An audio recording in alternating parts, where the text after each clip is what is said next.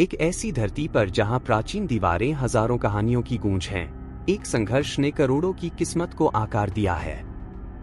लेकिन यह सब कैसे शुरू हुआ? इतिहास की इस यात्रा में हमारे साथ जुड़े, जहां हर कहानी हमारे भविष्य को आकार देती है। इस कहानी का हिस्सा बनने के लिए लाइक करें, कमेंट करें और सब्सक्राइब करें। इजरायली पैलेस्टीनियन संघर्ष की जड़ें 19वीं सदी के अंत और 20वीं सदी की शुरुआत तक जाती हैं, जब इस क्षेत्र में यहूदी और अरब राष्ट्रवाद का उदय होने लगा।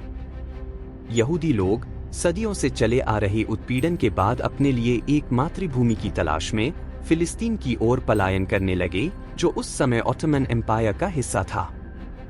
उसी समय फिलिस्तीन में अरब आबादी भी बढ़ रही थी और वे अपने भविष्य को सुरक्षित करना चाहते थे। प्रथम विश्व युद्ध के बाद ब्रिटिशों ने फिलिस्तीन पर नियंत्रण कर लिया और यहूदियों और अरबों दोनों से मातृभूमि का वादा किया, जिससे तनाव बढ़ने लगा। जैसे जैसे यहूदी आप्रवास बढ़ा, खासकर होलोकॉस्ट की भयावहता के बाद यहूदी और अरब समुदायों के बीच झड़पें बढ़ने लगी।